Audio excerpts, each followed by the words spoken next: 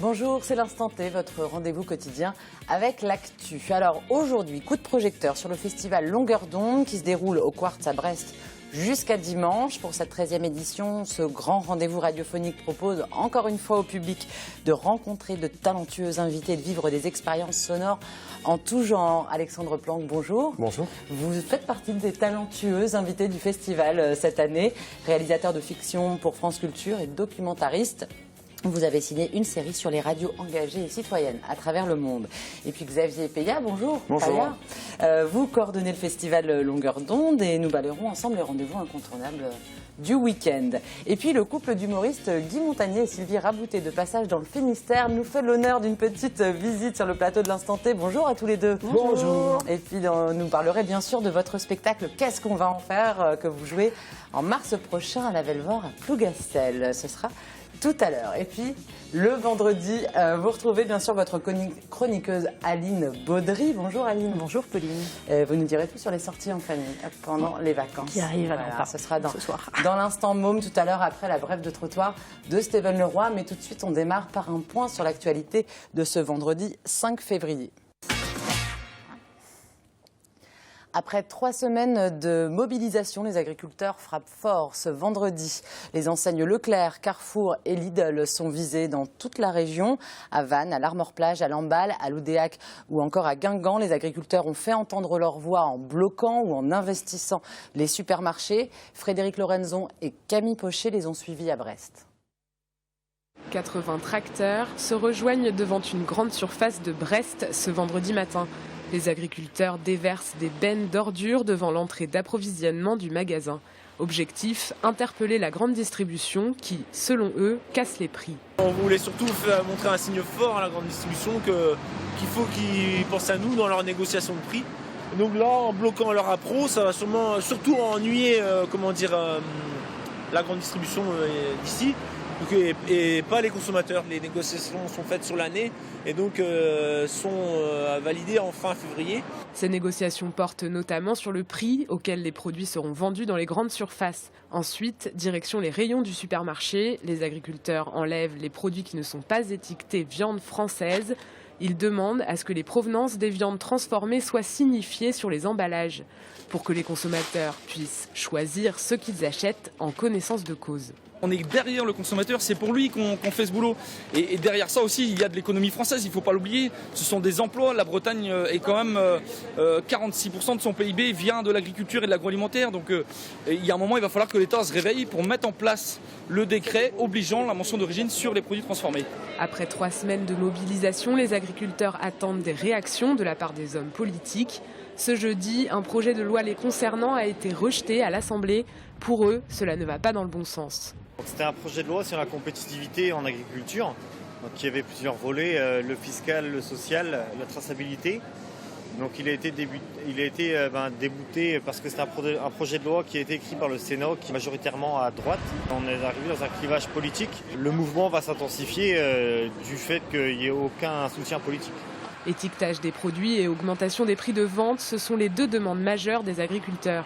Le groupe s'est dispersé dans les cantons autour de Brest en début d'après-midi. Une quarantaine de tracteurs a pris la direction de Plouzané. Ils annoncent de nouvelles actions dans les prochains jours. Si les vacances d'hiver commencent ce vendredi soir, 4 skieurs bretons sont déjà rentrés de leur séjour montagnard et c'est avec des prothèses qu'ils ont descendu les pistes lors d'un week-end handi-glisse. Camille Pochet a rencontré Johan qui skiait pour la première fois. Skier avec une prothèse de jambe. Johan a tenté l'expérience au mois de janvier dernier.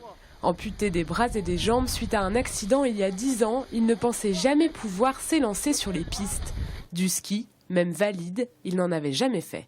Les sensations, très très bonnes, mais bon, chaque descente qu'on faisait, c'était un arrêt, c'était une chute. Mais une chute qui était superbe, qui m'a pas fait mal, qui m'a pas blessé et qui m'a permis de découvrir que le ski, j'aurais peut-être dû essayer bien avant.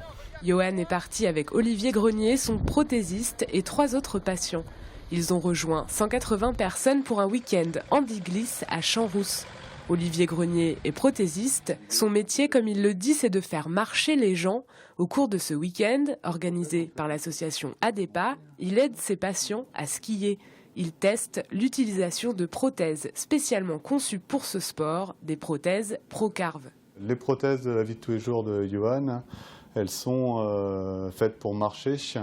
Donc elles ne sont pas articulées dans le sens de la flexion dorsale. Donc quand on fait du ski, on est appuyé sur le devant de ses chaussures. Et ces pieds-là ont un petit vérin qui permettent de vraiment pouvoir s'appuyer en flexion, fléchir les genoux pour pouvoir aborder les pistes tranquillement.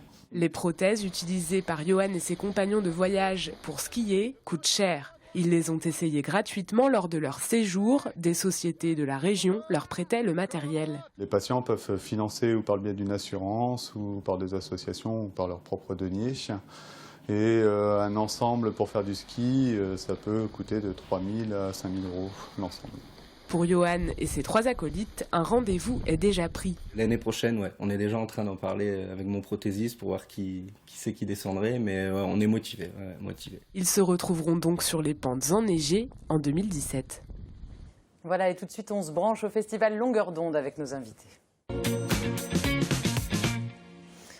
Xavier Payas, c'est vous qui coordonnez ce grand rendez-vous annuel des passionnés de la radio, qui est le festival Longueur d'onde. La 13e édition se déroule jusqu'à dimanche et propose une panoplie de rencontres avec des professionnels de la radio comme Patrick Cohen, Pascal Clark ou encore Jean-Michel Apathy et comme Alexandre Planck, réalisateur à France Culture. Alexandre, vous êtes présent sur la thématique radio en lutte puisque vous avez réalisé une série sur les radios citoyennes et engagées à travers le monde. Alexandre, la radio, c'est le média des rebelles, le média de la résistance. C'est le média de la résistance, je crois, oui, parce que c'est un dispositif extrêmement léger. C'est très très simple de faire de la radio. Il suffit d'avoir une antenne, un vieil ordinateur, un micro, même un mauvais micro, et on peut fabriquer de la radio. On peut tendre son micro à quelqu'un, on peut poser des questions, on peut essayer de rétablir une vérité, et ça coûte rien à écouter. C'est-à-dire qu'il suffit d'un vieux poste, de quelques piles, et tout le monde, dans n'importe quel village, on est allé en Afrique du Sud et en Centrafrique, on peut aller au bout du pays, il y a des gens qui ont une radio, il n'y a pas beaucoup de radios, mais il y a des radios, et donc ça coûte pas cher et c'est facile à fabriquer. Pour cette série intitulée Making Waves, vous êtes allé aux États-Unis, en Afrique du Sud, au Mexique et en Centrafrique, vous l'évoquiez, à la rencontre de radios indépendantes. Est-ce que ces radios ont du succès ? Ça dépend. Au Mexique, c'est des radios qui travaillent dans des villages. Donc, elles travaillent vraiment pour le village et pour la communauté du village. C'est-à-dire qu'elles sont écoutées par 50, 100, 200, 300 personnes maximum. En Centrafrique, c'est un pays dans lequel il y a 4 millions de personnes. La radio que je suis allé voir, Radio Ndekeluka, est écoutée par 80% de la population, puisque c'est la seule radio à proposer une information fiable aux gens, à la communauté. 80% de la population écoute cette radio. Donc en Centrafrique. En Centrafrique. Donc ça veut dire qu'ils sont autour de 2,5 millions, 3 millions d'auditeurs. Donc certaines personnes ont énormément de succès. Les animateurs ont énormément de succès. En Afrique du Sud, Bush Radio, que vous avez rencontré, ils ont carrément été pionniers de l'audiovisuel indépendant dans le pays. C'est-à-dire qu'ils ont travaillé très vite avec les grands leaders de l'apartheid, dont Mandela, et ils ont commencé avec des cassettes. Eux, c'était même pas de la radio, c'est que comme les grands leaders étaient ou en exil ou en prison, ils se sont dit, il faut qu'on trouve un moyen de propager la parole de ces gens-là. Et ils ont commencé avec des cassettes, parce qu'une cassette, c'est facile, on peut la cacher, on peut la repasser, on peut se la refiler, on peut en faire des copies, et donc ils distribuaient comme ça à tout un tas de gens des cassettes avec des discours anti-apartheid. Et avec le temps, ils se sont dit on va aller plus loin, on va faire une radio. Ils ont fait une radio comme ça quelques années. Il y a eu des gens qui ont terminé en prison, il y a eu des histoires qui ont extrêmement mal tourné. Et encore un peu plus tard dans le temps, ils se sont dit on va encore franchir une étape et cette fois on va carrément attaquer le gouvernement pour autoriser les radios communautaires à émettre en Afrique du Sud. Ça a été un fiasco. Au début, ça a été... Avant que ça fonctionne. Avant que ça fonctionne, ça a pris du temps. Est-ce qu'elles sont menacées? On vous en avait un peu évoqué là dans l'histoire, mais est-ce qu'encore aujourd'hui, ces radios citoyennes et indépendantes à travers le monde sont menacées? Évidemment, moins aux États-Unis, parce qu'aux États-Unis, il y a eu d'autres problèmes et on parle de d'autres types de radios communautaires, mais en Centrafrique, les journalistes sont constamment menacés. C'est des journalistes, c'est des gens extrêmement jeunes dont je parle là. C'est des gens qui ont 25-26 ans, qui sont directeurs de l'information de ces radios, parce que la population, la moitié du continent africain a moins de 25 ans. Donc on parle de gens qui fabriquent de l'information qui sont extrêmement jeunes. Dès qu'on dit un mot sur un groupe armé, il peut y avoir des représailles. C'est-à-dire que là, dans cette émission, on peut dire quelque chose qui ne va pas plaire à quelqu'un, on en subit les conséquences dans 20 minutes. Il va y avoir des gens avec des kalachnikovs qui vont nous attendre dehors. Donc oui, ils sont menacés. Beaucoup. très fortement. Vous intervenez samedi à 15h pour parler de ce sujet passionnant de la série documentaire Making Wave, donc à 15h à la Méridienne au Quartz. Xavier, si Alexandre est invité dans la thématique radio en lutte, il aurait pu aussi l'être dans la thématique l'autre radio. Un mot sur ces rencontres avec des passionnés qui bâtissent leur propre radio. Oui, voilà, donc Alexandre travaille pour France Culture. France Culture est un partenaire vraiment de longue date, de longueur d'onde. Mais à longueur d'onde, on a toujours eu envie de mettre sous le feu de projecteur des plus petites radios, des plus petits formats. Et donc là, dans l'autre radio, on peut rencontrer par exemple les artistes de Radio Dordogne, deux membres de Radio Zinzine, qui est une radio justement communautaire du sud de la France, qui est née d'une expérience de coopérative à Longomaille dans le sud de la France, donc c'est vers Fort-Calquier. Dans l'autre radio, on peut aussi rencontrer les gens vraiment des portraits de gens assez insolites en fait dans l'autre radio. C'est ça, et c'est surtout des expériences plus petites, c'est-à-dire qu'à longueur d'onde, vous pouvez voir en effet Patrick Cohen, Laure Adler, Jean Lucas, mais vous pouvez aussi venir écouter et partager des expériences de radio avec des collectifs sonores, des artistes sonores. Moins loin de chez nous, on a Péristom, qui est la compagnie des ondes de Lorient, qui viendra nous présenter donc leur fanzine sonore et leur lutte en ce moment pour créer une radio à Lorient. Comme quoi, des luttes pour créer des radios, il y en a vraiment partout. Il n'y a pas besoin d'aller très loin. Et puis l'humour à la radio est aussi au cœur du festival Longueur d'onde cette année.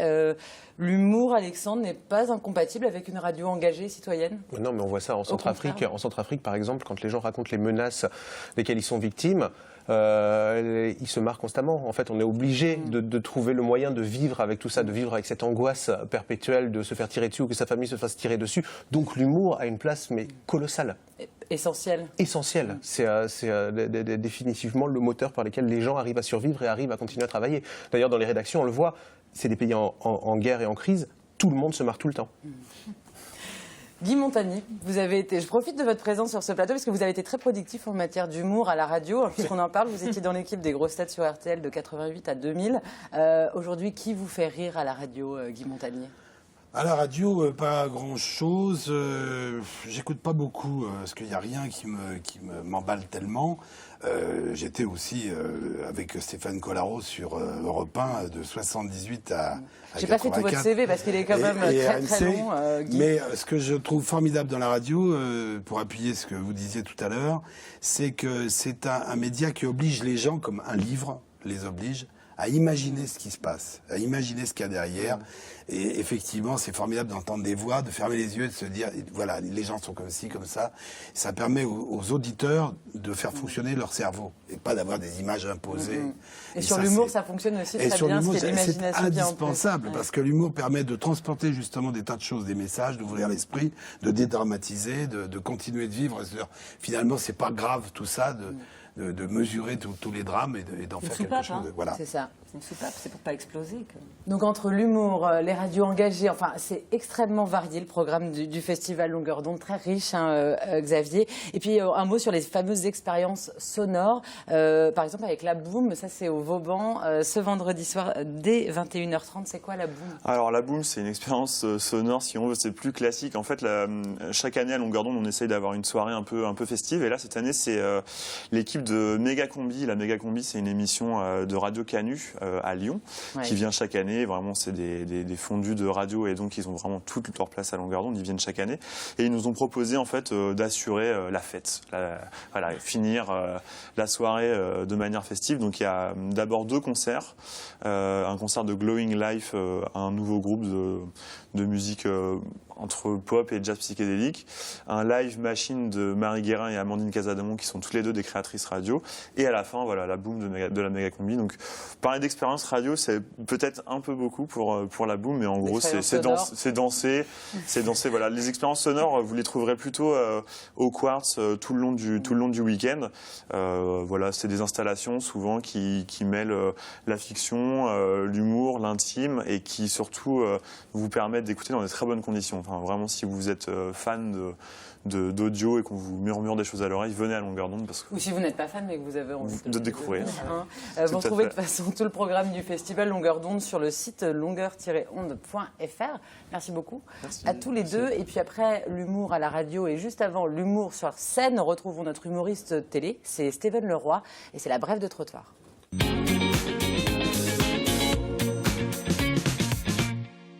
Ouais, comment que c'est? Ça gaze avec toi ou quoi? Ouais, nickel chrome à la fraîche, cool quoi, bien. Ouais, je t'explique un truc vite fait quand même parce que il y a des fois, faut peut-être pas trop penser à déconner ou que à déconner quoi. C'est l'autre jour, je sais plus quand là, par les temps qui courent, à moitié musulman, là j'attendais le tram quoi, tranquillou bilou à la fraîche quoi, le tram quoi. Et tu sais, il y a des gars devant le tram qui ont le choupen stabilo là, tellement il s'est fluo, t'as l'impression que les mecs, eux-mêmes ils sont tâtés chez mecs quoi.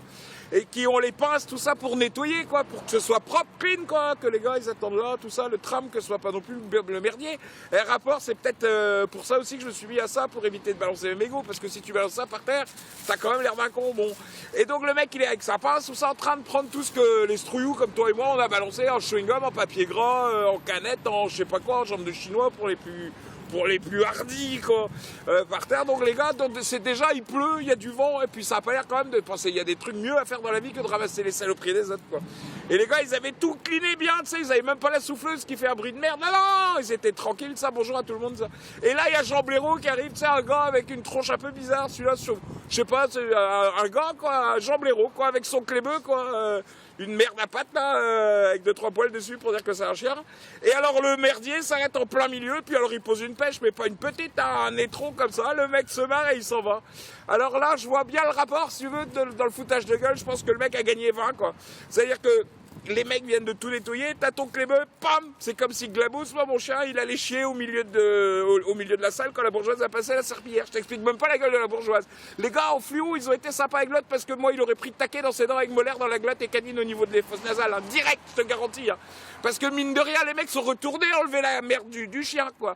Et globalement, c'est quand même toi et moi qui payons ces gars-là pour que l'autre Jean Blaireau là... il continue à faire chier son clébeux au milieu. Tiens, je te un truc comme ça, par exemple. Un mec qui va faire une soudure chez toi, bah toi non, tu vas découper juste au-dessus, histoire de lui dire avec un sourire, du con, il en reste. Non mais oh, ça va aller. Bon, la prochaine fois, Jean Blaireau, tu prends un point sachet et tu fais ton citoyen normal au lieu de te foutre de la gueule des mecs qui bossent. À part ça, on n'est pas à l'Élysée, et toi, sûrement pas. Ou alors, je m'exile en Suisse.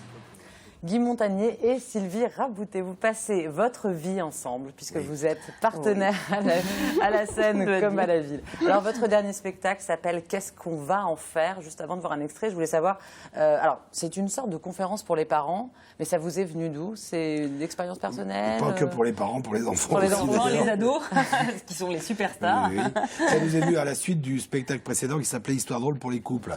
Ouais. C'est la logique. Alors logiquement, les enfants. Et puis on s'est dit, le pitch d'ailleurs du spectacle, il y a deux significations. C'est mignon quand c'est petit, mais... Faites gaffe, ça grandit. Alors deux sens, faites gaffe, ça grandit, vous y attendiez pas, mais c'est comme ça. Et aussi, faites gaffe, parce que quand ils sont grands, il faut en prendre soin pour qu'ils aillent dans le bon chemin. Voilà. On va regarder tout de suite un petit extrait de la bande-annonce du spectacle. Nous sommes un couple. La question primordiale que le couple doit se poser avant de faire un enfant est... Est-ce qu'il sera premier de la classe? Gabé, donne-moi ton carnet de notes. Et je peux pas, maman. Je l'ai donné à un copain pour qu'il fasse peur à ses parents. La question majuscule qu'un couple doit se poser avant de procréer est... Est-ce qu'il aura son bac? Facile, maintenant il le donne. Tu connais le sujet du prochain bac philo? Ouais. Qu'est-ce qu'un boomerang qui revient pas quand on le lance? Un cintre. La question vitale que les parents doivent se poser avant de faire un enfant est... Qu'est-ce qu'on va en faire? On va tout vous dire dans notre spectacle. Alors comment ça se passe? C'est une écriture commune?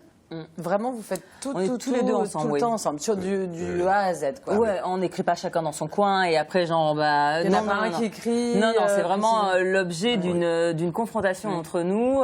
C'est un spectacle pour lequel on a fait beaucoup de recherches parce que moi il y a longtemps que j'ai pas été ado, donc il fallait quand même que je révise. Donc vous êtes allé à la source, recherche des ados. Oui, parce que même il y a un langage, par exemple, moi le swag ça n'existait pas quand j'étais ado, donc je suis allée chercher des trucs que je connaissais pas. Donc vous avez appris plein de nouveaux mots. Ouais, j'ai appris plein de nouveaux mots. On sait parler l'ado maintenant. On sait parler l'ado. Il y a des dictionnaires. Bon, évidemment, on charrie un tout petit peu les ados dans le spectacle, mais on charrie aussi les parents d'ados. Pas mal les parents. Parce que le père qui achète un dictionnaire ado français pour arriver à se faire comprendre de son enfant, c'est quand même pas... Vous jouez sur le décalage de génération à ce moment-là de l'éducation. On joue surtout sur le fait que on est plongé, parents comme enfants, dans une société qui devient folle. D'ailleurs, au départ du spectacle, on raconte toutes les façons de concevoir des enfants qui sont devenus totalement débiles. La GPA, la PMA, le PMU, non, PMU c'est autre chose. Bon, ça c'est quand on tombe sur le mauvais cheval. Oui. C'est pas pareil. Et puis finalement, Sylvie dit une phrase tout à fait logique, quand je pense qu'à l'aube de l'humanité, l'homme et la femme se contentaient de s'accoupler. Voilà, c'est très con, mais quand même et donc efficace. on plonge parents et enfants dans cet univers d'une société complètement délirante et on montre les contrastes évidemment qu'il y a entre cette réalité d'aujourd'hui et ce que ça aurait dû être normalement. Bon. Et ça fonctionne bien parce qu'il y a matière en tous les cas à en rire. Vous vous inspirez de tout, vous voyez rire avec l'actu bretonne là, en début d'émission. Rien vous inspire quand il s'agit de rire, Guy Montagnier? Oui, parce que bon, moi je pensais à un truc, je disais par exemple en Afrique, on raconte une connerie, c'est hop, il y a des mecs qui arrivent avec la Kalachnikov. Là, vous dites du mal des paysans, hop, ils déversent un tracteur devant la porte. Hein, bon. Là, cela dit, on peut les comprendre. Avant, ils avaient la vache folle, maintenant, ils ont le folle vache. Bon. Mais voilà, il y a plein de trucs comme ça qu'on peut raconter. On est très, très inspirés tout le temps. D'ailleurs, on le fait dans Pépette et Papine, notre web-série. Oui, sur Internet. Que vous tournez donc aussi tous les deux ensemble. Il y a un inconvénient d'être comme ça, 24/24 ensemble, ou c'est que du bonheur? Quand on s'aime pas, oui. Mais quand on s'aime, c'est super. Bah oui, absolument. Le problème étant là. Ce qui est important de dire, je crois, pour le spectacle, c'est que les enfants peuvent et même doivent venir à partir de 6 ans, 7 ans, l'âge auquel ils peuvent comprendre un peu les blagues, parce que ça va les faire rire de se voir caricaturer aussi. Quand on fait les petits garçons, oui, bien sûr, ça peut leur plaire aussi. Ouais. Alors, je vous vois caricaturer, et juste pour terminer, Guy, j'ai vu dans votre long CV que vous avez été la voix française de Donald Duck en 1985 pour l'émission de Disney Channel, c'est vrai? Voilà. Merci beaucoup, Guy. C'est une transition parfaite pour passer à l'instant môme avec Aline. C'est parti. Aline Baudry, vous aviez repéré des spectacles sympas pendant les vacances. Oui, les vacances arrivent, il y a plein de choses à faire. Donc on en a un déjà, c'est sûr, on va pouvoir y aller avec les enfants. Non seulement à la date que vous avez citée, mais ça va durer un petit peu. Et le 6. Et le 6. Mon anniversaire. À Ergué-Gabéric, voilà. Bien sûr. Donc voilà, n'oubliez pas ça, on va y aller en famille, c'est sûr. Et alors, il y en a quelques-uns. Il y a beaucoup de choses pendant les vacances dans le Finistère qui est très riche. Il y a H2 au Family à Landerneau. Ça, c'est le 9 février. C'est pour un public dès 3 ans. Ça dure 45 minutes. Il y a plusieurs séances. C'est un manipulateur sur scène et un musicien qui dialogue avec un personnage animé, un petit bonhomme qui se fait aspirer par une canalisation. Et donc, c'est assez poétique. Ça vaut le coup d'y aller. Et il sera accompagné le lendemain à la médiathèque de Landerneau d'un petit atelier avec les musiciens du spectacle. D'accord. Un peu de cuisine avec un spectacle autour de la cuisine. La grande cuisine du Petit Léon, c'est le 14 à Quimper, le 14 février à Quimper, à la MPT d'Ergué-Hermel. Là, c'est Léon, qui est un fils d'ogre et qui se retrouve tout seul au fourneau dans la cuisine de son papa. Donc, il est content, c'est une occasion en or de jouer dans la cuisine. Mais donc, il va lui arriver plein de péripéties en essayant de faire un repas à un invité surprise. C'est assez interactif, les enfants devraient aimer également. C'est très familial, on peut y aller en famille. Et puis, un peu de magie. Alors, mon petit chouchou, moi j'aime bien ça, la magie. C'est la légende de l'Atlantique. C'est à côté, entre Quimper et Bénodet. On en a déjà parlé au Petit Théâtre de Gouénard, qui a aussi toute une programmation de marionnettes pendant les vacances. Et c'est un spectacle de magie sur le thème des pirates. Stéphane Laurence s'appelle le magicien. Les enfants participent à ce spectacle, donc ça risque d'être vraiment sympa à partir de 6-7 ans à mon avis. Et par contre, réservez vite de ma part, parce que c'est une petite salle, donc comme les précédentes d'ailleurs, il n'y aura pas beaucoup de place. Un peu de sport, Aline, quand même. Parce que les enfants vont avoir besoin de se défouler, même s'il ne fait pas très beau. À Brest, on va retrouver, grâce à la MJC de l'Arteloire, 2 journées et 1 nuit autour de la rade. Ça s'appelle Aventure nautique à Brest. Donc, les enfants vont explorer la rade de Brest et faire des activités nautiques, du sprinto, du filet à eau, je ne connais pas tout, du catamaran et du stand-up paddle. Donc, c'est aussi très, très riche et vraiment sympa pour les enfants. 15 et 16 février à Brest.